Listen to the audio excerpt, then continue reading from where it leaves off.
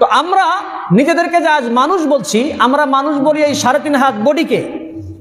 এই বডি আল্লাহ পাক কেমনে বানিয়েছেন এর প্রক্রিয়া এখানে বলেছেন 1 ফোঁটা নাপাক পানি দিয়ে বানিয়েছেন। আসলে মূলত 1 ফোঁটাও না, আমরা 1 ফোঁটা বলছি। এটা হচ্ছে শুক্রকীট, হাজার হাজার কোটি কোটি শুক্রকীট থেকে আল্লাহ পাক একটা শুক্রকীটকে বেছে নিয়ে চয়ন করে তার মতো করে, আমার মতো করে নয়, আমার আব্বার মতো করে নয়, আমার মায়ের পছন্দ মতো নয়। কার পছন্দ মতো? কার পছন্দ মতো? আল্লাহর পছন্দ মতো। কোটি কোটি শুক্রকীট থেকে আল্লাহ পাক তার পছন্দ অনুযায়ী একটা শুক্রকীটকে তিনি মায়ের রেহেমে ঢুকাই দিয়েছেন। বাস সেখান থেকে তিনি ফেরেশতার মাধ্যমে এই সুন্দর কারিগরির মাধ্যমে আমাদেরকে তিনি সৃষ্টি করেছেন। কিন্তু মূলত এইটা কোনো মানুষ না, মানুষ হচ্ছে রূহ। মানুষ কি ভাই? রূহ। যেটা এই রূহের একটা মারকাব বা বাহন হচ্ছে এই যে আমার 3.5 হাত বডি। তো আমরা নিজেদেরকে যে আজ মানুষ বলছি, আমরা মানুষ বলি এই 3.5 হাত বডিকে। এই বডি আল্লাহ পাক কেমনে বানিয়েছেন এর প্রক্রিয়া এখানে বলেছেন 1 ফোঁটা নাপাক পানি দিয়ে বানিয়েছেন। আসলে মূলত 1 ফোঁটাও না, আমরা 1 ফোঁটা বলছি। এটা হচ্ছে শুক্রকীট, হাজার হাজার কোটি কোটি শুক্রকীট থেকে আল্লাহ পাক একটা শুক্রকীটকে বেছে নিয়ে চয়ন করে তার মতো করে, আমার মতো করে নয়, আমার আব্বার মতো করে নয়, আমার মায়ের পছন্দ মতো নয়। কার পছন্দ মতো? কার পছন্দ মতো? আল্লাহর পছন্দ মতো। কোটি কোটি শুক্রকীট থেকে আল্লাহ পাক তার পছন্দ অনুযায়ী একটা শুক্রকীটকে তিনি মায়ের রেহেমে ঢুকাই দিয়েছেন। বাস সেখান থেকে তিনি ফেরেশতার মাধ্যমে এই সুন্দর কারিগরির মাধ্যমে আমাদেরকে তিনি সৃষ্টি করেছেন। আমাদের এই শরীরের সৃষ্টির মাঝে মূল পদার্থ হলো 4টা। কয়টা ভাই? 4টা। যেটাকে ফার্সিতে বলে আব, আতেশ, খাক, বাদ। অর্থাৎ আব মানে হচ্ছে পানি, আতেশ মানে হচ্ছে আগুন, খাক মানে হচ্ছে মাটি, বাদ মানে হচ্ছে হাওয়া বা বাতাস। ঠিক আছে? আগুন, পানি, মাটি, বাতাস, এই 4টি বস্তু আমার আপনার প্রত্যেকের ভিতরে আছে।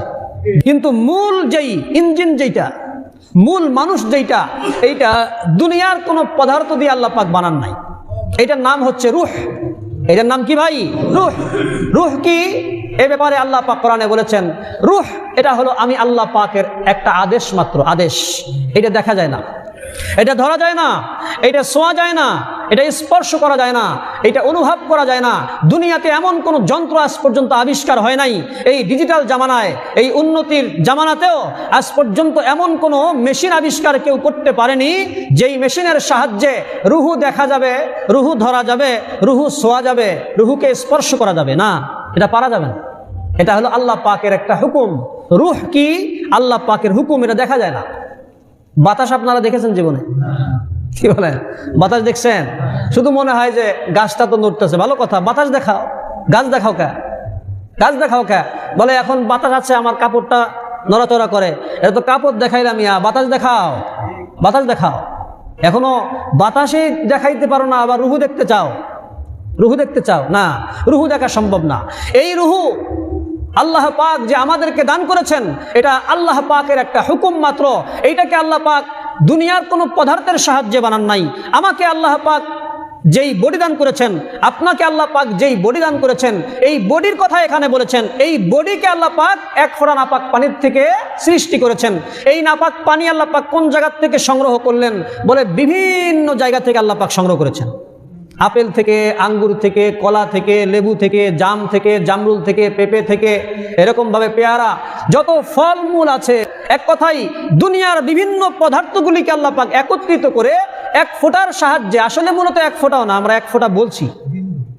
এটা হচ্ছে শুক্রকীট, হাজার হাজার কোটি কোটি শুক্রকীট থেকে আল্লাহ পাক একটা শুক্রকীটকে বেছে নিয়ে চয়ন করে তার মতো করে, আমার মতো করে নয়, আমার আব্বার মতো করে নয়, আমার মায়ের পছন্দ মতো নয়। কার পছন্দ মতো?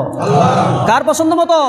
আল্লাহর পছন্দ মতো। কোটি কোটি শুক্রকীট থেকে আল্লাহ পাক তার পছন্দ অনুযায়ী একটা শুক্রকীটকে তিনি মায়ের রেহেমে ঢুকাই দিয়েছেন। বাস সেখান থেকে তিনি ফেরেশতার মাধ্যমে এই সুন্দর কারিগরির মাধ্যমে আমাদেরকে তিনি সৃষ্টি করেছেন। আমাদেরকে সৃষ্টি করেছেন বলতে কি বুঝলাম? আমাদের রুহু, বডি, বডি, এই বডির কথা এখানে এসেছে। রুহু তো আল্লাহ পাক তার হুকুমে সৃষ্টি করেছেন, এটা একটা হুকুম, এটা তো কোনো পদার্থ নাই। আমাদের এই শরীরের সৃষ্টির মাঝে মূল পদার্থ হলো 4টা। কয়টা ভাই? 4টা। যেটাকে ফার্সিতে বলে আব, আতেশ, খাক, বাদ। অর্থাৎ আব মানে হচ্ছে পানি, আতেশ মানে হচ্ছে আগুন, খাক মানে হচ্ছে মাটি, বাদ মানে হচ্ছে হাওয়া বা বাতাস। ঠিক আছে, আগুন, পানি, মাটি, বাতাস, এই চারটি বস্তু আমার আপনার প্রত্যেকের ভিতরে আছে। যদি কোনোদিন সুযোগ হয় এটার ব্যাখ্যা ইনশাল্লাহ দেব। আমার ভিতরে মাটি আছে কিভাবে, আমার ভিতরে আগুন আছে কিভাবে, বাতাস আছে কিভাবে, এটা অন্য একটা ব্যাপার। ইনশাল্লাহ মানুষের সৃষ্টি সম্পর্কে যদি আলোচনা হবে, শুধু এটাকে কেন্দ্র করে ওই দিন ইনশাল্লাহ বিস্তারিত বলার ইচ্ছা করব। আজকে আমরা এতটুকু জানি যে আমরা যেই 3.5 হাত বডিকে মানুষ বলছি, এই মানুষটাকে আল্লাহ পাক কি দিয়ে বানিয়েছেন? 1 ফোঁটা নাপাক পানি দিয়ে বানিয়েছেন। কিন্তু এইটা আসলে মানুষ না, এটা হচ্ছে মানুষ থাকার একটা বাসস্থান, মানুষের একটা সওয়ারি, হ্যাঁ, মানুষের একটা কি বলে বাহন, জি, খাসা। أما بعد فأعوذ بالله من الشيطان الرجيم بسم الله الرحمن الرحيم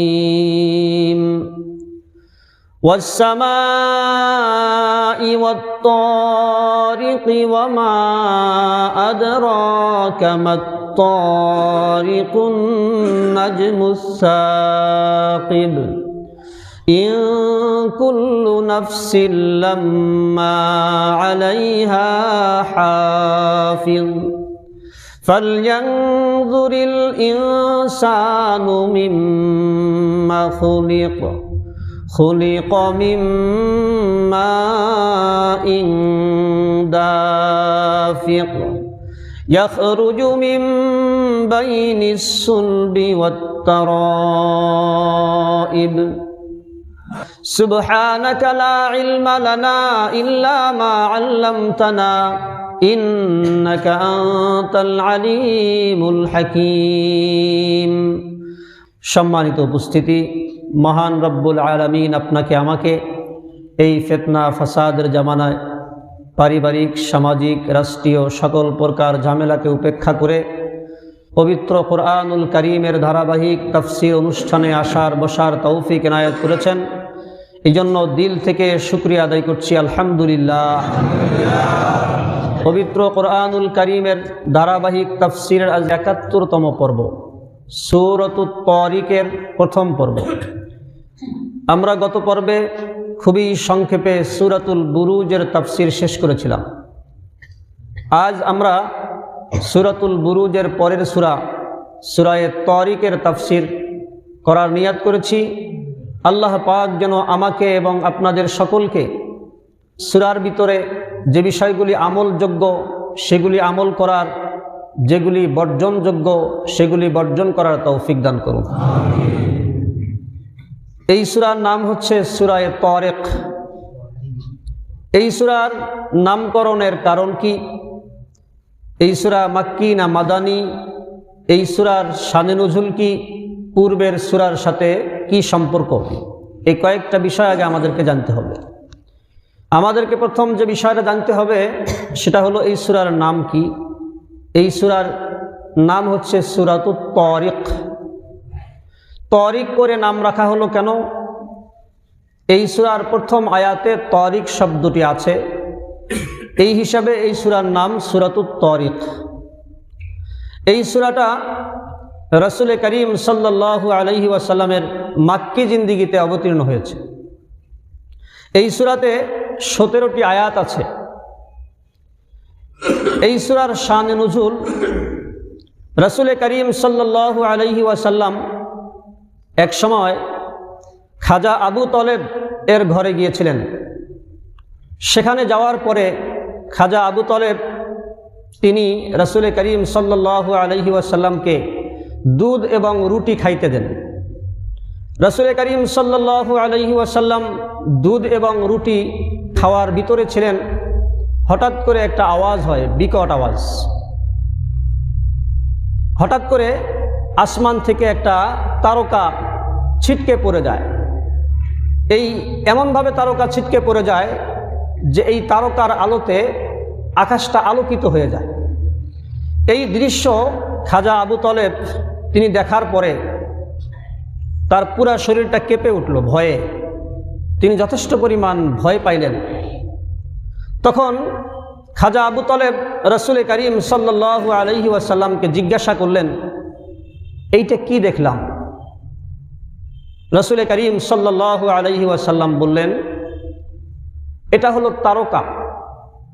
আল্লাহ পাক রব্বুল আলামিন যখন ফেরেশতাদেরকে নিয়ে বিভিন্ন বিষয়ের পরামর্শের উদ্দেশ্যে আসমানে বৈঠক করেন, তখন এই জিন শয়তানরা কি কি বিষয়ে পরামর্শ হয় এগুলি শোনার জন্য তারা আসমানে এরকম কান লাগায়া থাকে, শুনতে চায়। আল্লাহ পাক রব্বুল আলামিন ওই শয়তানকে তাড়ানোর জন্য এই তারকাকে ব্যবহার করেন ঢিল হিসাবে। তো এই তারকা আমরা অনেক সময় হয়তোবা দেখেছি তো, এরকম দেখা আছে। বিজ্ঞান বিভিন্ন নাম দিয়েছে, এটা তাদের ভিন্ন ব্যাপার, ওটা নিয়ে আমাদের আলোচনার বিষয় নয়।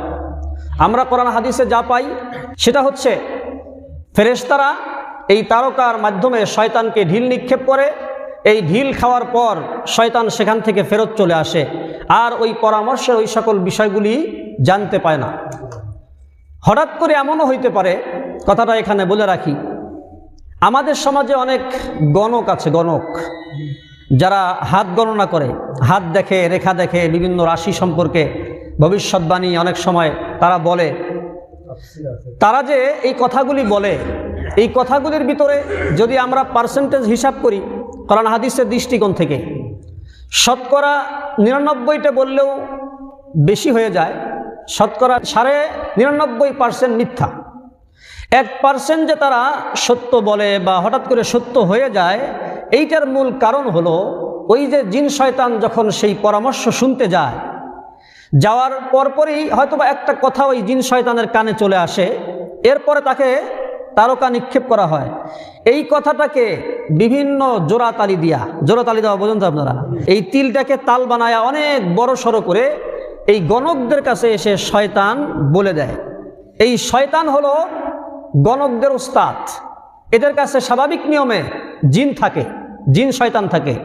এই জিন শয়তান সামান্য একটু হয়তোবা কোনো সময় যদি শুনে ফেলে, সেইটাকে সুন্দর করে সাজায়া গোছায়া এই গণকের কাছে এসে ওহী নাজিল করে।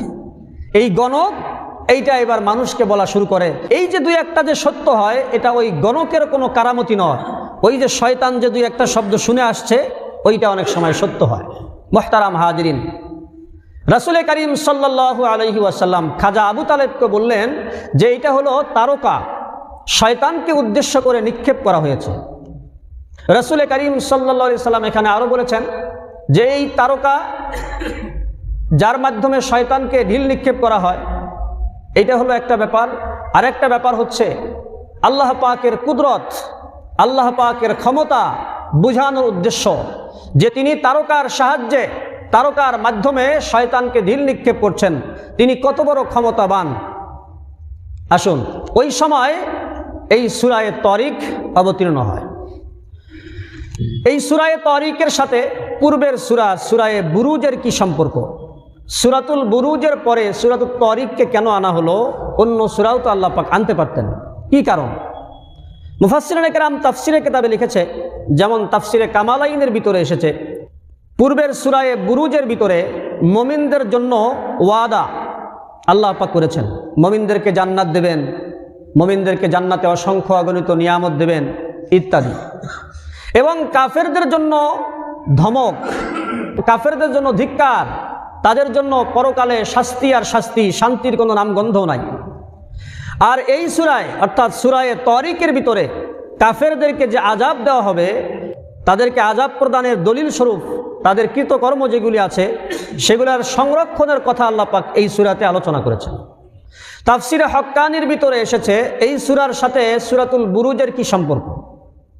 এই সূরাতুল বুরুজের ভিতরে আল্লাহ পাক একটা আয়াত বলেছেন, ওয়াল্লাহু মিন ওয়ারাইহিম মুহিত, অর্থাৎ আল্লাহ পাক বেঈমান কাফেরদেরকে বেষ্টনী করে রেখে দিয়েছেন। বেঈমান কাফেররা দুনিয়াতে যাই কিছু করুক না কেন, আল্লাহর সীমানার বাহিরে যে কিছুই করতে পারবে না, আল্লাহ তাদেরকে বেষ্টনীর ভিতরে রেখে দিয়েছেন। এই কথাটা অতীতে চলে গেছে, সূরায়ে বুরুজে চলে গেছে। এই সূরায়ে তারিকের ভিতরে এই কথাটার সত্যায়ন করা হয়েছে, এই কথাটাকে আরো মজবুত করা হয়েছে। তো এই সূরায়ে বুরুজের সাথে সূরায়ে তারিকের একটা মিল পাওয়া গেল কি না? জি। আর একটা হলো সূরায়ে বুরুজের ভিতরে কোরআন লাওহে মাহফুজে আল্লাহ পাক সংরক্ষণ করে রেখেছেন, সেই কথাটা আল্লাহ পাক সূরায়ে বুরুজে বলেছেন। এই সূরার ভিতরে আল্লাহ পাক রব্বুল আলামিন সেই কোরআন সংরক্ষণের কথাটাও উল্লেখ করেছেন পরোক্ষভাবে। আমরা আস্তে আস্তে আলোচনা করলে আশা করি বুঝতে পারব। মুহতারাম হাজিরিন, এই যে দুইটা বিষয়, একটা হলো আল্লাহ পাক রব্বুল আলামিন মানুষদেরকে বেষ্টনীর ভিতরে রেখেছেন একটা, আরেকটা বিষয় হচ্ছে কোরআনকে আল্লাহ পাক সংরক্ষণ করে রেখে দিয়েছেন। এই দুইটা বিষয়কে সামনে রেখে আল্লাহ পাক রব্বুল আলামিন এইবার কসম করে সামনের কথাগুলি বলবেন। খেয়াল করুন, 1 নম্বর আয়াত আল্লাহ তাআলা বলেন,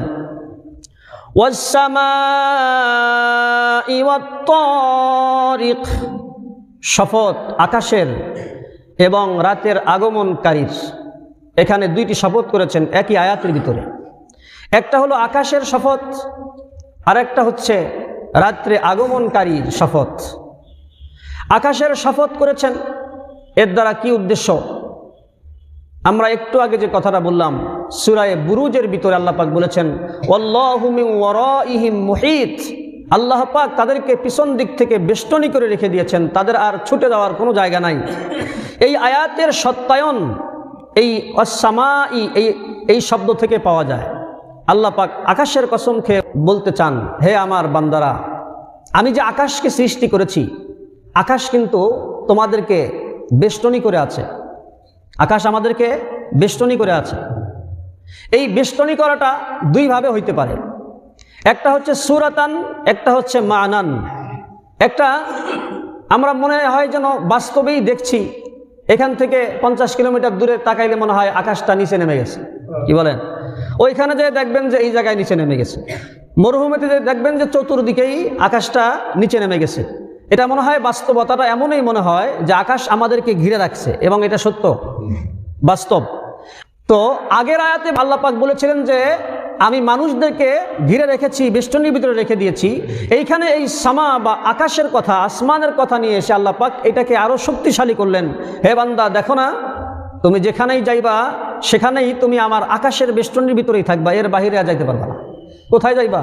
আমেরিকা গেলেও, লন্ডন গেলেও, সৌদি আরব গেলেও, যেখানেই যাবা দেখবা যে তুমি আকাশের বেষ্টনীর ভিতরে আছো, আকাশের বেষ্টনী থেকে বের হইতে পারবা না। অতএব হে দুনিয়ার বেঈমান কাফেরেরা, তোমরা যে আমার ইমানদার বান্দাদেরকে কষ্ট দিচ্ছ, মনে আছে পিছনের কথা? তোমরা যে আমার ইমানদার বান্দাদেরকে জুলুম অত্যাচার করছো, কষ্ট দিচ্ছ, তাদের উপর যে পাশবিক নির্যাতন চালাইতেছ, তোমরা স্মরণ রেখো, আমার এই আসমান নামের বেষ্টনীর বাহিরে তোমরা যাইতে পারবা না। যেখানেই যাও ধরে ফেলবো। এই হচ্ছে বাহ্যিকভাবে আমরা দেখতেছি বেষ্টনী। আরেকটা হচ্ছে মানান, পরোক্ষভাবে। সেটা কি? আসমান বলতে এখানে উদ্দেশ্য উপরওয়ালার ফয়সালা। আসমান বলতে কি উদ্দেশ্য? পরোক্ষভাবে এটা উপরওয়ালার ফয়সালার বাহিরে আমরা কেউই চলতে পারবো না। যেমন আমি একদিন দুনিয়ায় ছিলাম না, আমাকে উপরওয়ালা মানে আল্লাহ পাঠিয়েছেন। কে পাঠিয়েছেন? আল্লাহ পাঠিয়েছেন। আমি একদিন থাকবো না, থাকতে চাইলেও থাকতে পারবো না, কারণ এটা উপরওয়ালার ফয়সালা, আল্লাহর ফয়সালা। অনুরূপভাবে আমি এক সময় ছোট ছিলাম, আস্তে আস্তে বড় হয়েছি। আমি স্বইচ্ছায় বড় হই নাই, উপরওয়ালা আমাকে বড় বানিয়েছেন। আমি ইচ্ছা করলে ছোট থাকতে পারতাম না, ইচ্ছা করলে আমি শিশুকাল সবসময় এরকমভাবে কাটাইতে পারতাম না, আমার দ্বারা সম্ভব না। অনুরূপভাবে এক সময় আমি কৈশোরে পৌঁছে গেলাম, এখান থেকে আবার উপরওয়ালা অর্থাৎ আল্লাহ পাক আমাকে যৌবন দান করলেন, আমি যুবক হয়ে গেলাম। এখন যুবক আছি, উপরওয়ালার ফয়সালায় অর্থাৎ আল্লাহর ফয়সালায় আমি আস্তে আস্তে বৃদ্ধের কাতারে শামিল হচ্ছি। আমার কোনো এখতিয়ার নাই, কোনো স্বাধীনতা নাই, সম্পূর্ণ বেষ্টনীর ভিতরে আছি কিনা কথা বলেন। অনুরূপভাবে আল্লাহ পাক রব্বুল আলামিন যাকে সুস্থ রাখবেন সেই সুস্থ থাকতে পারবে, যাকে অসুস্থ করবেন তাকে অসুস্থ হইতেই হবে। তিনি সুস্থ রাখার মালিক, তিনি অসুস্থ করার মালিক। অতএব তার বেষ্টনীর বাহিরে, তার সীমানার বাহিরে আমি যাইতে পারছি না। অনুরূপভাবে আল্লাহ পাক যাকে ইজ্জত দান করবেন সেই কেবল ইজ্জত পাবে, আর কেহই ইজ্জত তালাশ করলে পাবে না, কারণ ইজ্জত দেওয়ার নিয়ত করেছেন উপরওয়ালা আল্লাহ। কে নিয়ত করেছেন? আল্লাহ। আর যাকে তিনি বেইজ্জত করার ইচ্ছা করেন তাকে তিনি বেইজ্জত করেই ছাড়বেন। সেই ব্যক্তি আর দুনিয়ায় ইজ্জত খুঁজে পাবে না, কারণ ফয়সালা কার? আল্লাহ। ফয়সালা আল্লাহ। এই যে উপরওয়ালার ফয়সালার বাহিরে আমি আপনি কেউই চলতে পারবো না। মুহতারাম হাজরিন, আল্লাহ পাক রব্বুল আলামিন একজনকে ধনী বানান, একজনকে গরিব বানান। যাকে ইচ্ছা করেন ধনী বানাবেন সেই ধনী হইতে পারে, যাকে ইচ্ছা করেন গরিব বানাবেন তাকে গরিব বানিয়ে দেন। তো ধনী হওয়া অথবা গরিব হওয়া, ধনী হতে গেলে বান্দার কোনো যোগ্যতার প্রভাব নাই, গরিব হইতে গেলে বান্দার কোনো অক্ষমতার প্রভাব নাই। যেই প্রভাব আছে কার? একমাত্র আল্লাহ। অতএব ধনী হই আর গরিব হই, সুস্থ হই অসুস্থ হই, জীবিত হই মৃত্যু হই, যুবক হই আর বৃদ্ধ হই, ছেলে হই আর মেয়ে হই, যাই কিছু হই না কেন, আমার ইচ্ছায় অনিচ্ছায় এই সীমানার ভিতরে আমাকে বিচরণ করতেই হচ্ছে, এর বাহিরে যাওয়ার আমার সুযোগ নাই। এই কথাটার মাধ্যমে আল্লাহ পাক ওই পূর্বের সূরা বুরুজের ওয়াল্লাহু মিন ওয়ারাইহিম মুহিত, আল্লাহ পাক তাদের প্রত্যেককে পিছন দিক থেকে বেষ্টনী করে রেখে দিয়েছেন, তার সত্যায়ন করলেন। সারমর্ম কি হলো? সারমর্ম হলো, হে দুনিয়ার বেঈমানরা, তোমরা যে আমার বান্দাকে সামান্য একটু শক্তি পাইয়া, একটু ক্ষমতা পাইয়া, একটু তোমার পদ পাইয়া তুমি যে আমার নিরীহ ইমানদার বান্দাদের উপর জুলুম অত্যাচার করছো, তোমার কি খবর আছে? তুমি এক সময় ছোট ছিলা, তোমাকে তো আমি বড় করেছি। তোমার যোগ্যতায় তুমি বড় হও নাই। তুমি এক সময় যুবক ছিলা, তোমাকে আমি আজ বৃদ্ধ বানিয়ে দিয়েছি। তোমার যোগ্যতায় হইতে পারোনি, অথবা তোমার যোগ্যতায় তুমি সারা জীবন যুবক থাকতে পারোনি। তুমি এক সময় গরিব ছিলা, আমি তোমাকে আজ সম্পদ দিয়েছি। তুমি এক সময় বেকার ছিলা, আজ আমি তোমাকে পদ দিয়েছি। তুমি এক সময় সাধারণ ছিলা, আজ তোমাকে অনেক উপরে উঠিয়েছি। হে বান্দা, ভুলে যেও না, আমার বেষ্টনীর বাহিরে যাইতে পারবা না। অল্প সময়ে তোমাকে ক্ষমতার পদ দিয়েছি, এইটাকে অপব্যবহার করো না। আমি আল্লাহ কিন্তু বেষ্টনী করে রেখে দিয়েছি, তোমার সব কিছু আমি দেখছি। আমার কুদরতি দৃষ্টির বাহিরে তুমি যাইতে পারবা না, আমার কুদরতি বেষ্টনীর বাহিরে তুমি যাইতে পারবা না। আসুন, আমরা একটা শব্দের সামান্য একটু তাফসির করলাম, সেটা হলো আল্লাহ পাক আসমানের কসম খাইলেন কেন। এবার আমরা জানবো তরিক। তরিক মানে কি? তরিক হচ্ছে রাত্রে যেই বস্তু আগমন করে, এই বস্তুকে বলা হয় তরিক। যেমন হাদিসের ভিতরে পাওয়া যায়, হযরত রাসূল করিম সাল্লাল্লাহু আলাইহি ওয়াসাল্লাম আল্লাহর কাছে পানা চাইতেন, নাউযু বিল্লাহি মিন তাওয়ারিকিল লাইল, আমি আল্লাহর কাছে রাত্রের আনেওয়ালা বস্তু থেকে পানা চাইতেছি, রাত্রের বিপদ থেকে পানা চাইতেছি। মুফাসসিরিনে কেরাম তাফসিরে কিতাবে লিখেছেন, রাত্রের বিপদ থেকে পানা চাওয়া, হঠাৎ করে রাত্রের একটা দুর্ঘটনা থেকে পানা চাওয়ার এখানে মূল কারণটা কি? এর স্বাভাবিক জবাব হলো, কথার কথা, দিনের বেলা আপনি একটা অ্যাক্সিডেন্ট করলেন, এই সময় আপনার আশেপাশের লোকজন থাকবে, আপনার সেবা যত্নে তেমন সমস্যা হবে না, হাসপাতাল খোলা, চিকিৎসালয়গুলি খোলা, ডাক্তারদেরকে সহজে পাওয়া যাবে। কিন্তু রাত ৩টা-৪টার সময় যদি আপনি অ্যাক্সিডেন্ট করেন, তখন আপনাকে সেবা শুশ্রূষা করার জন্য, আপনাকে দেখাশোনা করার জন্য মানুষ আপনি খুঁজে পাবেন না, ডাক্তারকে ফোন করেও পাবেন না, ক্লিনিকগুলিতে যে আপনি দরজা বাড়াবেন তাও খুঁজে পাবেন না। এটা স্বাভাবিক একটা অবস্থা। এই জন্য রাত্রে হঠাৎ করে কোনো একটা জিনিস চলে আসার থেকে রাসূল করিম সাল্লাল্লাহু আলাইহি সাল্লাম আল্লাহর কাছে পানা চেয়েছেন। তো রাত্রে আগমনকারী প্রত্যেক বস্তুকেই তরেক বলা হয়। কি বলা হয়? তরেক। কিন্তু এইখানে কি উদ্দেশ্য? আস-সামাই ওয়াত তারিক, আল্লাহ বলেন আমি আসমানের কসম করে বলছি এবং রাত্রে আগমনকারী বস্তুর কসম করে বলছি। এইখানে রাত্রে আগমনকারী বস্তু, এটা কি করোনা ভাইরাস, না এটা কি জ্বর, না এটা কি জন্ডিস, না এটা কি ডায়াবেটিস, না কি এই জিনিসটা? জি, তাফসিরে হক্কানির ভিতরে এসেছে, রাত্রে আগমনকারী ছোটখাটো কোনো বিষয়কে আল্লাহ পাক এখানে কসমের ভিতরে শামিল করেন নাই। রাত্রে আগমনকারী ছোটখাটো একটা বিপদের কসম আল্লাহ পাক করেন নাই।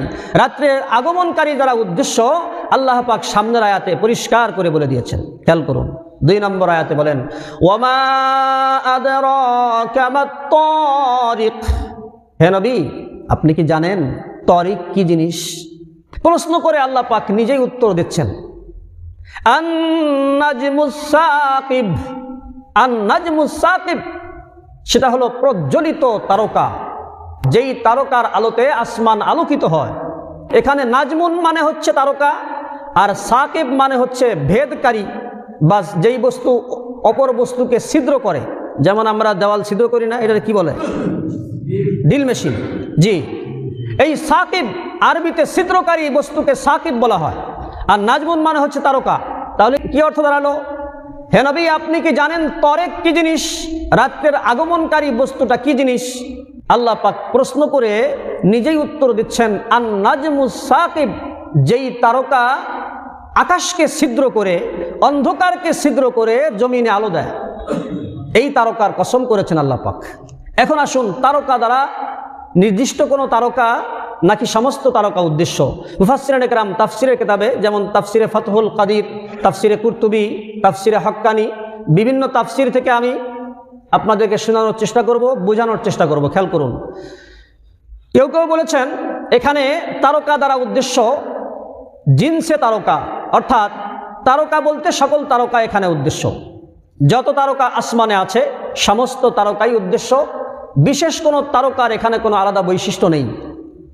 কেউ কেউ বলেছেন এখানে তারকা দ্বারা উদ্দেশ্য নির্দিষ্ট কিছু তারকা। এই নির্দিষ্ট তারকা আবার কি, এ বিষয়ে আবার মতনৈক্য আছে। যেমন কেউ কেউ বলেছেন শনি গ্রহ, যেটাকে আমরা বলি জুহাল নামের তারকা। কেউ বলেছেন সুরাইয়া। কেউ বলেছেন যেই তারকার মাধ্যমে শয়তানকে ঢিল নিক্ষেপ করা হয় সেই তারকা এখানে উদ্দেশ্য।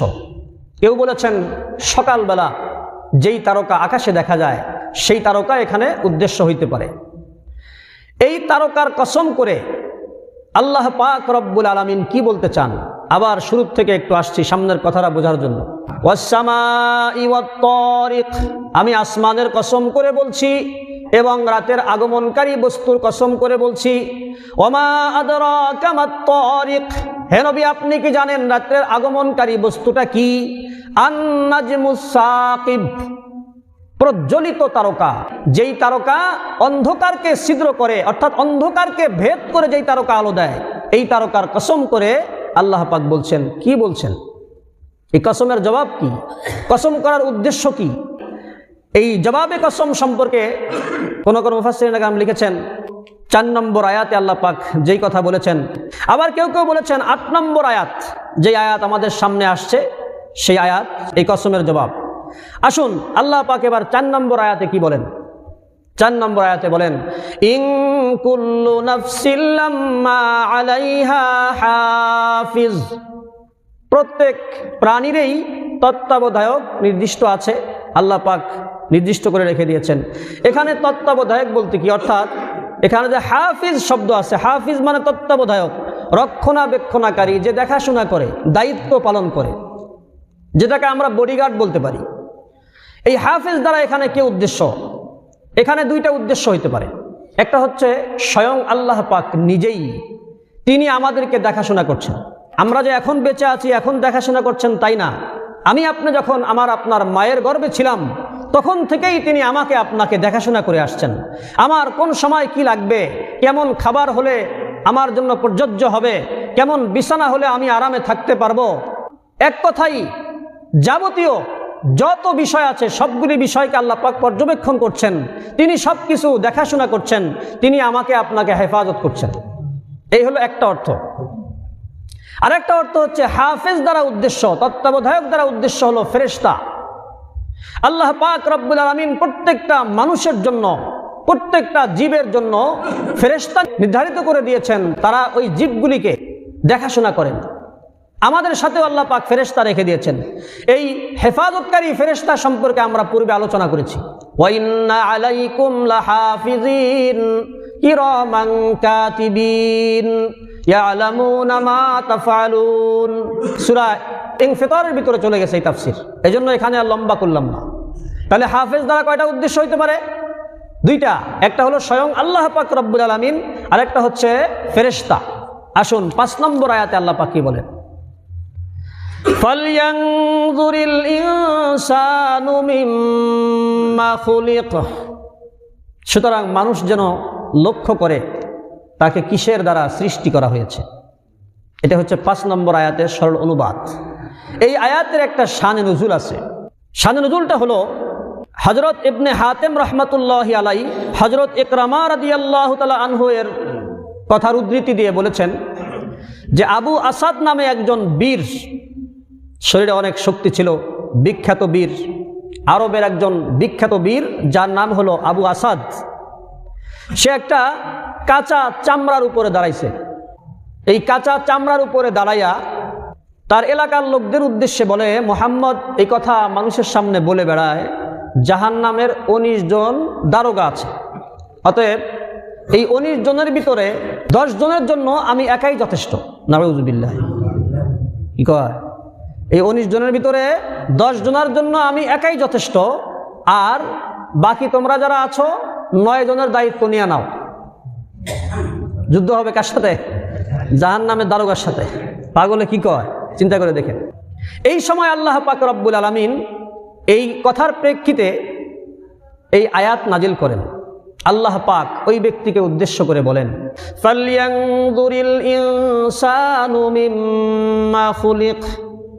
মানুষ যেন চিন্তা করে তাকে আমি কি দিয়ে বানিয়েছি, কিসের দ্বারা তাকে আমি সৃষ্টি করেছি। এত বড় বীর পালোয়ান তুমি হয়েছ, আজ আমার ফেরেশতার সাথে যুদ্ধ করতে চাও। তোমার কি খবর আছে তুমি কিসের দ্বারা তৈরি? একটু গবেষণা করছো কোনো সময়? একটু মোরাকাবায় বসছিলা? একটু চিন্তার জগতে হাবুডুবু খেয়েছ তোমাকে কিসের মাধ্যমে সৃষ্টি করেছি? একটু চিন্তা করার ব্যাপার। দুনিয়ার সমস্ত মানুষ যেই বস্তুর দ্বারা তৈরি, ওই বীর বাহাদুরও তো সেই বস্তুর দ্বারাই তৈরি। কি বলেন? যেই বীর বাহাদুর, যার নাম হলো আবু আসাদ, এই আবু আসাদ আল্লাহ পাক তাকে উদ্দেশ্য করে আয়াত নাজিল করেছেন আর বলেছেন মানুষ যেন একটু চিন্তা করে দেখে তাকে আমি কিসের দ্বারা সৃষ্টি করেছি। এই আবু আসাদ বীর বাহাদুর কতটুকু বুদ্ধিজীবী হলে ফেরেশতার সাথে যুদ্ধে লিপ্ত হইতে চায়? আবার 1 জন 2 জন নয়, কয়জন ফেরেশতার সাথে? 10 জন। অথচ এই ফেরেশতা সম্পর্কে তার ন্যূনতম ধারণাও নাই। ন্যূনতম যদি ধারণা থাকতো এই ব্যাককুলি কাম সে কোনোদিন করতো না, এরকম কথা সে মুখ থেকে বের করতো না। মুহতারাম হাজিরিন, এক একজন ফেরেশতাকে আল্লাহ পাক কত বড় করে বানিয়েছেন, এইটা আমার আপনার হাতে যেই ক্যালকুলেটর আছে, কম্পিউটার আছে, এইটা দিয়ে হিসাব করে এর কোনো কুল কিনারা খুঁজে পাওয়া যাবে না। একজন ফেরেশতার কথা বলি, যেই ফেরেশতাকে আল্লাহ পাক এত বড় একটা মাথা দান করেছেন, সারা দুনিয়ার সমস্ত পানি যদি তার মাথায় ঢালা হয়, এই পানিগুলি তার মাথা থেকে গড়ায়া চিবুক পর্যন্ত আসবে না। সুবহানাল্লাহ। আগামীকাল মাথাটা কত বড়! আচ্ছা, এই ফেরেশতার সাথে তুমি এই 3.5 হাত বডির আবু আসাদ, কুখ্যাত বীর এবং বুদ্ধিজীবী, তোমার কি ক্ষমতা আছে তার সাথে পারবা? একটা পিঁপড়া, কথার কথা, একটা পিঁপড়া যদি আমি আপনার হাতে নিয়ে এরকম করে ভালো মতো টিপ দেই, ওর খবর থাকবে? তো এই ফেরেশতার তুলনায় কি সে পিঁপড়ার সমান? পিঁপড়ার উদাহরণ দিলেও ফেরেশতার বেইজ্জতি হবে। কথা বলেন ঠিক কিনা? আরও যদি ছোট কোনো প্রাণী থাকে তার সাথে উদাহরণ দেওয়া যাবে না, কারণ সারা দুনিয়ার সমস্ত পানি যার মাথায় ঢাললে তার মাথার থেকে পানি গড়ায়া পড়ে না, সেই ফেরেশতার দেহটা কত বড়, তার থাবাটা কত বড়, তার শক্তি কত বড়, আর এই ব্যাক করলে কয় কি! মুহতারাম হাজিরিন, বর্তমান জামানাতেও ওই রকম আবু আসাদের উত্তরসূরি যারা আছে তারা বলে ইসলামী শিক্ষা, কোরআন শিক্ষা এই দেশে থাকবে না। যারা কোরআন শিক্ষায় শিক্ষিত হবে তারা এই দেশে থাকতে পারবে না।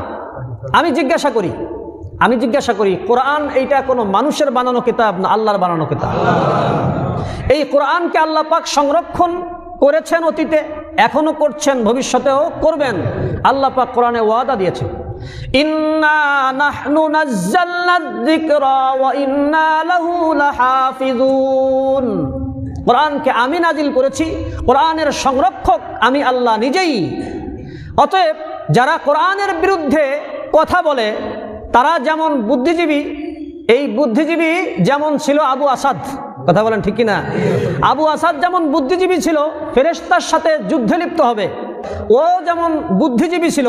বর্তমান জামানায় যারা কোরআন শিক্ষাকে বানচাল করতে চায়, কোরআন শিক্ষাকে বাতিল করতে চায়, এদের শিক্ষাগত যোগ্যতা ওই কাফেরের চাইতে বেশি না। কথা বলেন ঠিক কিনা? এদের শিক্ষাগত যোগ্যতা কেমন আমি একটা উদাহরণ দেই। ওই কাফের যে এই পদক্ষেপ নিয়েছে, নিয়াত করেছে, তার নিয়াতটা কতটুকু যুক্তিসঙ্গত বোঝানোর জন্য আপনাদেরকে একটা উদাহরণ দিচ্ছি। আপনারা চামচিকা জানেন? চামচিকা চেনেন? আপনারা খেয়াল করবেন, আপনার জিন্দিগিতে আপনি কোনোদিন দিনের বেলা চামচিকা দেখেন নাই। আসেন কি ওই জায়গায়? হ্যাঁ, চামচিকা দিনের বেলা বের হয় না। তাকে জিজ্ঞাসা করা হলো কেন? বলে সূর্যের সাথে আমার শত্রুতা। সূর্যের আলোর কারণে আমি কিছুই দেখতে পাই না। এই জন্য সে অপেক্ষায় থাকে, যখন সূর্য ওঠে সে রেগে মেগে ফুলে ফেপে থাকে, কখন এই সূর্য ডুববে, এই শত্রু আমার চোখের সামনে থেকে কখন যাবে, আর আমি কখন একটু লোকালয়ে কি করব, ঘোরাফেরা করব। এই জন্য দিনের বেলা সে বের হয় না, বিভিন্ন বাঁশের চিপার ভিতরে, কলার ছড়ার ভিতরে সে লুকায়া থাকে। মাগরিবের আজান হচ্ছে বা কোথাও কোথাও হয়ে গেছে, দেখবেন ওই সময় চামচিকার ভিড় দেখবেন কত, চামচিকার কলাবাদুর, এরা দিনের বেলা বের হয় না। কারণ কি, শত্রুতা কার সাথে? সূর্যের সাথে। আচ্ছা দেখুন তো, যুদ্ধের জন্য একদিকে মিস্টার চামচিকা আর একদিকে সূর্য, পক্ষ ঠিক আছে তো, খেলোয়াড়, হ্যাঁ, দুই দিকের খেলোয়াড় তো মিল থাকতে হয় নাকি, তাছাড়া খেলা হবে? আমরা তো খেলতে চাই কিন্তু খেলোয়াড় তো খুঁজে পাই না। তুমি চামচিকা হয়ে আমাদের সাথে খেলতে আসলে তোমার দিকে দেখার টাইম আছে আমাদের? কথা বলেন, টাইম আছে? এই জন্য আমরা এরকম খেলোয়াড় নিয়ে মাঠে নামতে চাই না, আমাদের বেইজ্জতি। কথা বলেন ঠিক কিনা? আমরা খেলেছি অতীতে, বদরের প্রান্তরে আমরা খেলেছি, আমরা কি সেখানে জিতেছিলাম না হেরে গিয়েছিলাম? কত যুদ্ধ চাও? রাসূলে কারীম সাল্লাল্লাহু আলাইহি ওয়াসাল্লাম তার জীবদ্দশায় ৬৬টা যুদ্ধ পরিচালনা করেছেন। কয়টা? ৬৬টা যুদ্ধ পরিচালনা করেছেন। তার ভিতরে প্রায় ২৭টা যুদ্ধে তিনি সশরীরে অংশগ্রহণ করে কমান্ডারি করেছেন, নেতৃত্ব দিয়েছেন। আল্লাহর রহমতে আল্লাহ পাকের যেই ঘোষণা, তিনি কোরআনের পতাকাকে উড্ডীন করে ছাড়বেনই, আল্লাহ পাক সেই ওয়াদা রক্ষা করেছেন। কারণ বেঈমান কাফেররা হাজার হাজার একদিকে আর ইমানদার মাত্র একজন একদিকে। বেঈমান কাফেরদের উদাহরণ রাসূল কারীম সাল্লাল্লাহু আলাইহি ওয়াসাল্লাম হাদিসে দিয়েছেন। বেঈমান যারা, তারা হলো মুর্দার মতো। কিসের মতো? মুর্দা, মৃত্যু ব্যক্তি। আচ্ছা, আমার সামনে যদি ১,০০,০০০ মৃত্যু ব্যক্তিকে রাখা হয় আর আমি যদি একা থাকি, একটা ছুরি দিয়া এদের সাথে যুদ্ধ করা সম্ভব কিনা? কথা বলেন, সম্ভব কিনা? কারণ তারা ১,০০,০০০ কেন, ১ কোটি হলেও তো অসুবিধা নাই। এই জন্য যারা আজ চামচিকার ভূমিকা রাখতে চায় তাদেরকে আমরা খেলোয়াড় মনে করি না, তারা হলো মৃত্যুর মতো, তারা হলো মৃত্যু বস্তুর মতো, মৃত্যু ব্যক্তির মতো। কথা বলেন ঠিক কিনা? এই জন্য বর্তমান জামানায় যারা কোরআন শিক্ষাকে এই দেশ থেকে বাদ দিতে চায়, কোরআনওয়ালাদেরকে পাকিস্তান যেতে বলে, তাদের একটা ডিগ্রি, একটা সনদ আমি আজকে আপনাদের সামনে একটু পেশ করার চেষ্টা করলাম। তাদের ডিগ্রির দৌড় কত দূর? চামচিকার ডিগ্রি কত দূর? কথা বলেন, কত দূর? চামচিকার কলাবাদুরের ডিগ্রির চাইতে আর বেশি বড় ডিগ্রি তাদের নাই। মুহতারাম হাজিরিন, আসুন সামনের দিকে যাই। সর্বশেষ কথা, আবু আসাদ নামের আরবের এই কুখ্যাত যে বীর, সে তো বেঈমান। সে তার ক্ষমতার সাহায্যে ফেরেশতাদের সাথে কুস্তি লাগতে চায়, যুদ্ধ করতে চায়। সে কি যুদ্ধ করেছিল? কি বলেন? যুদ্ধ করেছিল? যুদ্ধ করলে কি পারত? সে কি এখন দুনিয়াতে আছে? কবরের ফেরেশতাদের সাথে মনে হয় যুদ্ধ চলতেছে। কি বলেন? জি, এখান থেকে মেসেজ দিতে চাই ওই সকল চামচিকা মার্কা বুদ্ধিজীবীদেরকে, তোমাদের মতো অনেক বড় বড় বুদ্ধিজীবী তারা অতীতে চলে গিয়েছে, তারা ফেরেশতাদের সাথে যুদ্ধ করতে পারেনি, তারা এই দুনিয়ায় টিকেও থাকতে পারেনি, ঈমান নিয়ে কবরে যাওয়ারও তৌফিকও হয়নি। কবরে যাওয়ার পর যুদ্ধ করবা কেমন পারো করো। কথা বলেন ঠিক কিনা? কবরে যায় যুদ্ধ করো। অতএব মোল্লাদেরকে, কোরআনওয়ালাদেরকে, যারা কোরআন সুন্নাহ অনুযায়ী চলতে চায়, তাদের দিকে বাঁকা নজরে তাকানো, চামচিকার ভূমিকা পালন করা, তাদের এরকম ঘাড় মটকে দেওয়ার এই কথা বলা, তাদের হাত ভেঙে দেওয়ার কথা বলা, কোরআন শিক্ষা বাতিল করার জন্য স্লোগান দেওয়া, এটা চামচিকার স্লোগানের চাইতে আর বেশি কিছু নয়। আসুন ৫ নম্বর আয়াতে আমরা জানলাম, ফালইয়ানদুরিল ইনসানু মিম্মা খুলিক। মানুষ যেন একবার একটু চিন্তা করে, মানুষ যেন একটু গবেষণায় লিপ্ত হয়, তাকে আমি কিসের দ্বারা সৃষ্টি করেছি। মুহতারাম হাজিরিন, এখানে শুধু কাফের উদ্দেশ্য নয়, প্রত্যেকটা ইমানদারও এখানে উদ্দেশ্য। আমরা ইমানদার, কিন্তু ছোটখাটো গুনাহ করেছি কিনা জীবনে? গুনাহ করেছি। আমাদেরকে উদ্দেশ্য করে আল্লাহ পাক বলেছেন, হে আমার ইমানদার বান্দা, হে মুফতি সাহেব, হে মুহাদ্দিস সাহেব, মাস্টার সাহেব, ডাক্তার সাহেব, ইঞ্জিনিয়ার সাহেব, অমুক দেশের রাজা, অমুক দেশের রাজা, অমুক দেশের প্রধানমন্ত্রী, সবাই এখানে ইনসানের ভিতরে অন্তর্ভুক্ত। ফালইয়ানদুরিল ইনসান, মানুষ যেন একটু নজর করে, গভীরভাবে খেয়াল করে, মিম্মা খুলিক, আমি তাকে কি দিয়ে সৃষ্টি করেছি।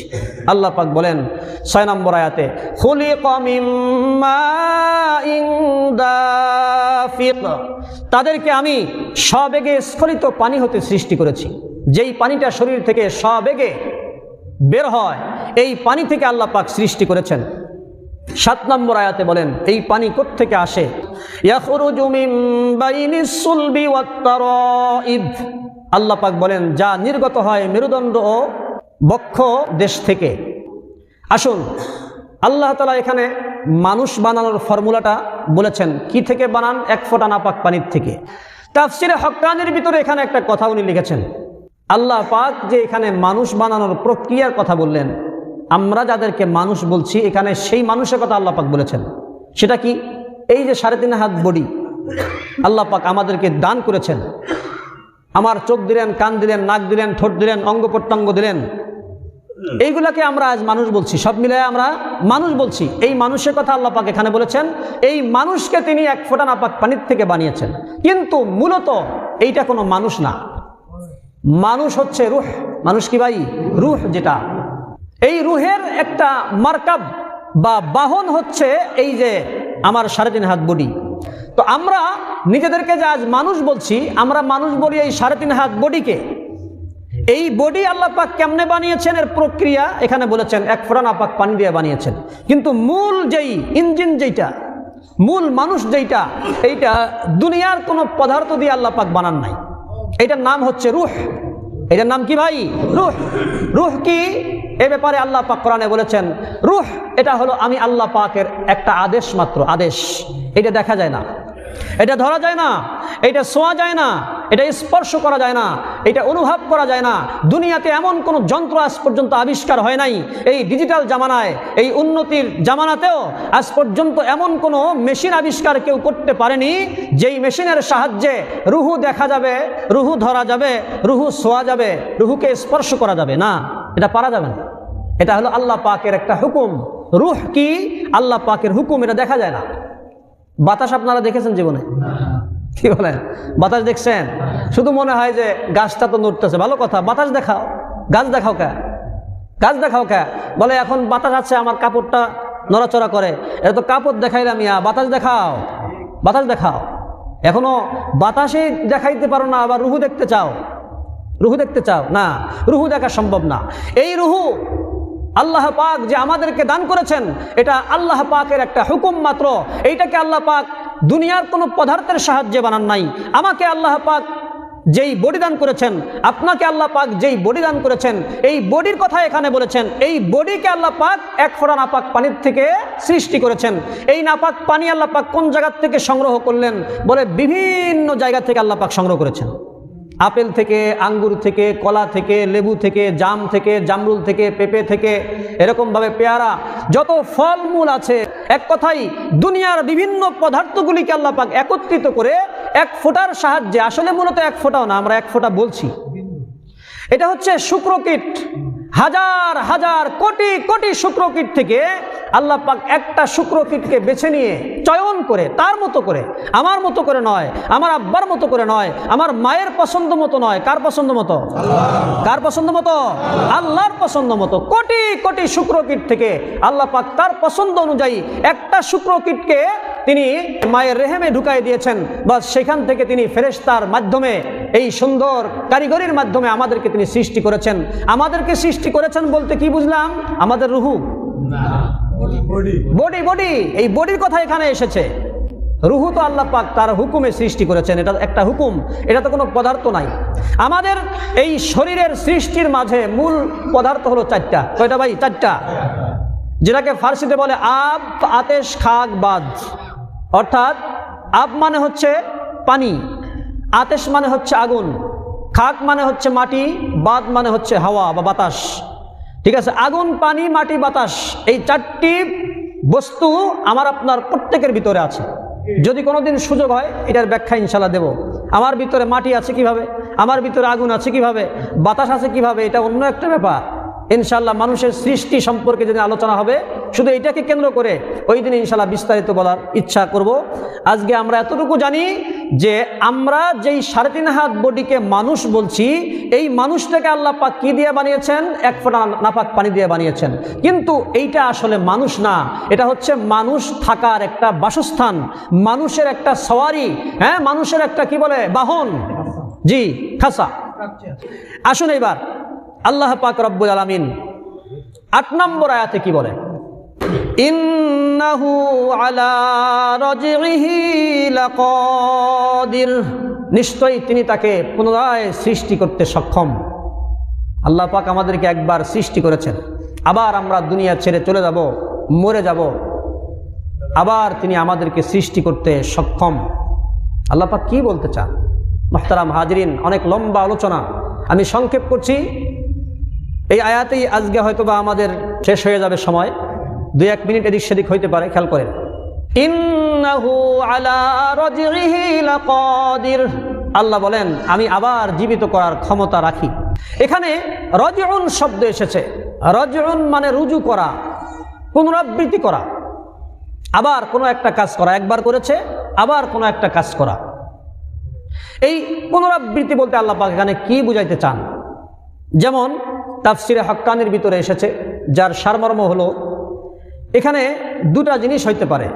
আল্লাহ পাক যে পুনরাবৃত্তি করবেন 2টা জিনিস হইতে পারে। একটা হলো যেই 1 ফোঁটা নাপাক পানি থেকে আল্লাহ পাক আমাদের এই দেহকে বানিয়েছেন, এই দেহ এক সময় মাটির সাথে মিশে যাবে, এক সময় হাওয়ার সাথে মিশে যাবে, এক সময় পানির সাথে মিশে যাবে, বিভিন্ন জায়গায় ছড়ানো ছিড়ানো থাকতে পারে। এই দেহকে আল্লাহ পাক আবার আগের মতো সৃষ্টি করতে সক্ষম। যেমন আল্লাহ পাক রব্বুল আলামিন এক আয়াতে বলেন, মিনহা খলাকনাকুম ওয়া ফিহা নুঈদুকুম ওয়া মিনহা নুখরিজুকুম তারাতান উখরা। মিনহা খলাকনাকুম, এই মাটি থেকে তোমাদেরকে সৃষ্টি করেছি। ওয়া ফিহা নুঈদুকুম, এই মাটিতেই তোমাদেরকে আমি নিয়ে যাব। ওয়া মিনহা নুখরিজুকুম, এই মাটি থেকেই তোমাদেরকে আবার জীবিত করব। তারাতান উখরা, দ্বিতীয়বার। এই আয়াত পরিষ্কার বলেছে যে আমাদের এই দুনিয়া, এই জগৎটা আসল না, এই জগৎটাই শেষ না, আরেকটা জগৎ আছে। এই জীবনটাই শেষ না, আরেকটা জীবন আছে। আল্লাহ পাক কি বলতে চান এই কথা দিয়া? হ্যাঁ, এই সকল বেঈমানদেরকে উদ্দেশ্য করে আল্লাহ পাক বলছেন, যারা আল্লাহর সাথে নাফরমানিতে লিপ্ত আছে, যারা ইমানদারদের সাথে জুলুম অত্যাচারে লিপ্ত আছে, তাদেরকে উদ্দেশ্য করে আল্লাহ পাক যেন এই কথা বলতে চান, হে বেঈমানেরা, দুনিয়ায় আর আমার ইমানদার বান্দাদের সাথে কত তোমরা জুলুম অত্যাচার করবা, আমি আল্লাহর সাথে আর কত নাফরমানি করবা, এইটাকে আসল ঠিকানা মনে করো না। এইটা এখানেই শেষ নয়। এই জীবন আসল জীবন না, এই জীবনটাই শেষ নয়, আরেকটা জীবন সামনে আছে। তোমাকে এক পর্যায়ে মাটির নিচে ঢুকায়া দিয়া আমি আল্লাহ পাক আবার তোমাকে জীবিত করতে পারি। অতএব এটাকে আসল ঠিকানা মনে করে অন্যায় অবিচার জুলুম অত্যাচারের ভিতরে লিপ্ত থেকো না। ফিরে আসো বান্দা, ফিরে আসো। ইমানদারদেরকে উদ্দেশ্য করেন, হে ইমানদার বান্দারা, তোমরা দুনিয়ায় আমি আল্লাহর যেমনভাবে ইবাদত বন্দিগিতে লিপ্ত আছো, অনেক কষ্ট মুজাহাদা হচ্ছে, শীতকালে ওযু করতে কষ্ট, রমজানে রোজা রাখতে কষ্ট, টাকা পয়সা খরচ করে হজ করতে কষ্ট হয়। তোমরা ঈমান আনার কারণে বেঈমানদের চোখরাঙ্গানি দেখতে হয়, বেঈমানদের গালি শুনতে হয়, বেঈমানদের জুলুম অত্যাচারের শিকার হইতে হয়। বান্দা, একটু কষ্ট সহ্য করো, একটু কষ্ট সহ্য করো, অল্প সময় একটু কষ্ট করো। চক্ষুটা বন্ধ হইতে দেরি, তোমার আরেকটা জীবন শুরু হয়ে যাবে, যেইখানে অনন্ত সীম কাল তুমি শান্তি আর শান্তির ভিতরে হাবুডুবু খাইতে থাকবে। এই হলো ইন্নাহু আলা রাজিহি লাকাদির, তিনি পুনরায় আবার জীবিত করতে সক্ষম। বেঈমান কাফেররা রাসূল সাল্লাল্লাহু আলাইহি সাল্লামকে বলতো, মুহাম্মদ, কথার কথা আমি যখন মারা যাব, মারা যাওয়ার পর আমার হাড্ডি আমার গোশত আলাদা আলাদা হয়ে যাবে, মাটির সাথে মিশে যাবে, সব কিছু মিশে যাবে। এইগুলাকে আবার আল্লাহ পাক, তোমার আল্লাহ কি বলে, তোমার আল্লাহ আবার এইগুলা কেমনে জীবিত করবেন? আল্লাহ পাক উত্তর দিয়েছেন, কুল ইউহয়িহাল্লাযী আনশাআহা আউওয়ালা মাররাতিন ওয়া হুয়া বিকুল্লি খালকিন আলীম। হে নবী, আপনি বলে দিন, যিনি তোমাকে প্রথমবার বানিয়েছেন তিনি তোমাকে দ্বিতীয়বারও বানাইতে পারবেন। একটা জিনিস প্রথমবার বানানো সহজ না কঠিন? তুলনামূলক প্রথমবার বানানো কঠিন। আল্লাহর কাছে তো সহজ কঠিন কিছুই না, আমরা বোঝার জন্য বলছি। আল্লাহ বলেন, কুল, হে নবী আপনি বলুন, ইউহয়িহাল্লাযী আনশাআহা আউওয়ালা মাররা, যিনি প্রথমবার তোমাকে একত্রিত করেছেন, গাছ থেকে, সাগর থেকে, ফুল থেকে, ফল থেকে, মাটি থেকে, ধান থেকে, চাল থেকে, গম থেকে, ভুট্টা থেকে, সরিষা থেকে, হ্যাঁ, হাজার হাজারো জিনিস থেকে তোমাকে একত্রিত করে যিনি তোমাকে একবার সৃষ্টি করতে পেরেছেন, তিনি তোমাকে দ্বিতীয়বারও সৃষ্টি করতে পারবেন। তোমার হাড্ডি থাকবো আফগানিস্তানে, আর এক হাড্ডি থাকবো কোথায়, ইন্দোনেশিয়া, যেখানেই থাক না কেন তোমাকে আবার এক জায়গায় করেই ফেলবেন। এক জায়গায় করা, দ্বিতীয়বার একত্রিত করা, দ্বিতীয়বার তোমাকে আবার জীবন দেওয়া, দ্বিতীয়বার তোমাকে আবার জীবিত করা, এটা আল্লাহ পাকের জন্য কঠিন বলতে কিছুই না। তিনি অবশ্যই পারবেন, এই ক্ষমতা তার আছে। আসুন 2 নম্বর অর্থ, 2 নম্বর যেটা উদ্দেশ্য হইতে পারে সেটা হলো, হে আমার বান্দা, তুমি এক সময় দুনিয়ায় ছিল না, আমি তোমাকে দুনিয়ায় পাঠিয়ে দিয়েছি। এক ফোঁটা নাপাক পানির সাহায্যে আমি তোমাকে তোমার মায়ের গর্ভে সুন্দর করে বানিয়েছি। তোমাকে এখান থেকে আমি দুনিয়াতে পাঠায়া দিলাম, তোমার নাম শিশু। তুমি আস্তে আস্তে কৈশোরের দিকে চলে গেলে, তোমার নাম এখন কিশোর বা কিশোরী। তুমি আস্তে আস্তে যৌবনের দিকে চলে গেলে, তোমার নাম এখন যুবক। তুমি আস্তে আস্তে বৃদ্ধের দিকে চলে গেলে, বৃদ্ধ বা বৃদ্ধার দিকে চলে গেলে, এখন তোমাকে বৃদ্ধ অথবা বৃদ্ধা বলা হয়। এই যে তোমাকে আমি একের পর এক ঘাট পরিবর্তন করালাম, একের পর এক অবস্থা থেকে তোমাকে আমি আরেক অবস্থার দিকে নিয়ে গেলাম। ছোট থেকে তোমাকে আস্তে আস্তে বড় করেছিলাম। এই যে ছোট থেকে যে বড় করলাম না, আমি আবারও তোমাকে বড় থেকে ছোটোর দিকে আনতে পারি।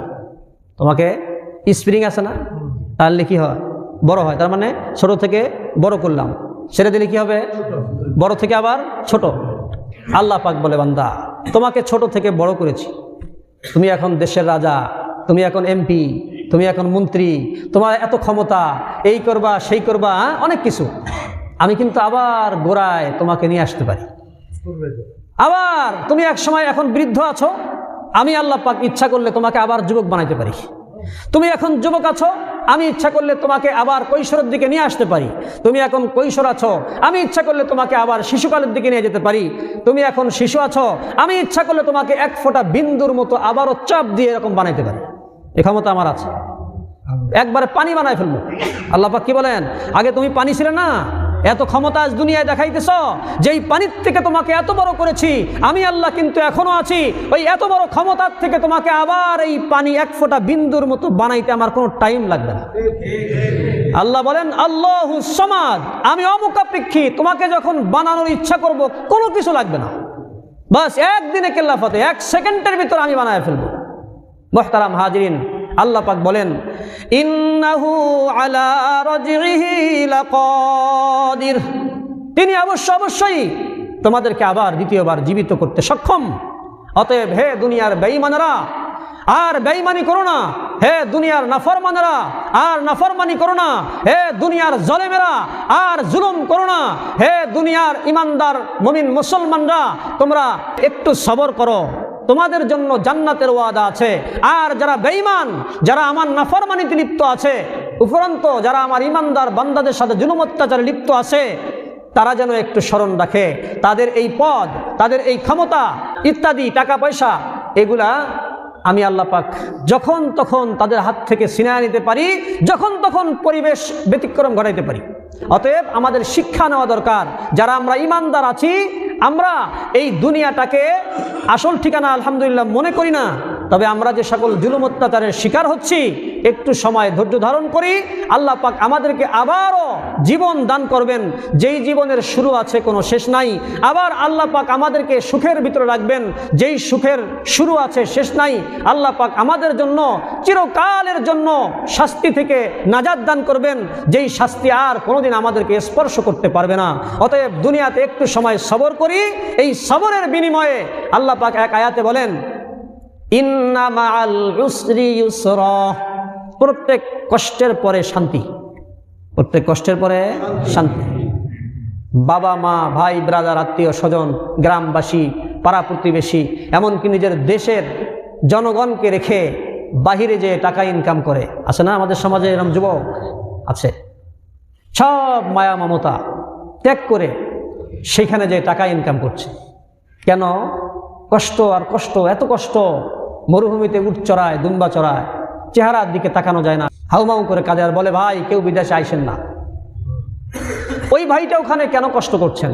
নিজ এলাকায় এসে একটু আরাম করবেন, কথা বলেন ঠিক কিনা? ওইখানে কষ্ট করছেন, কর্মজীবনে কষ্ট, অবসর জীবনে শান্তি।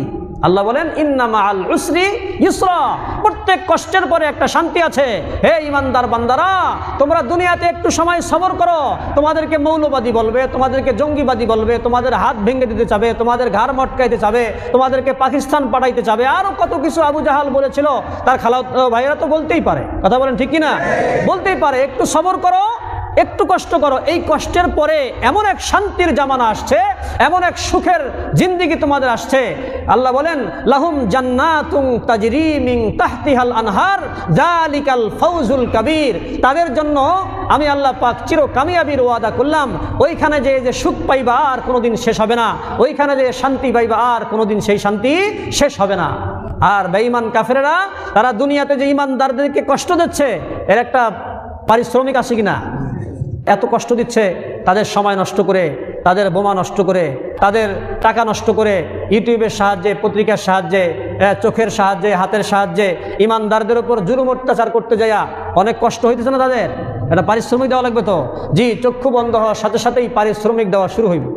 চক্ষু বন্ধ হওয়ার সাথে সাথেই পারিশ্রমিক আল্লাহ পাক দিয়ে দেবেন।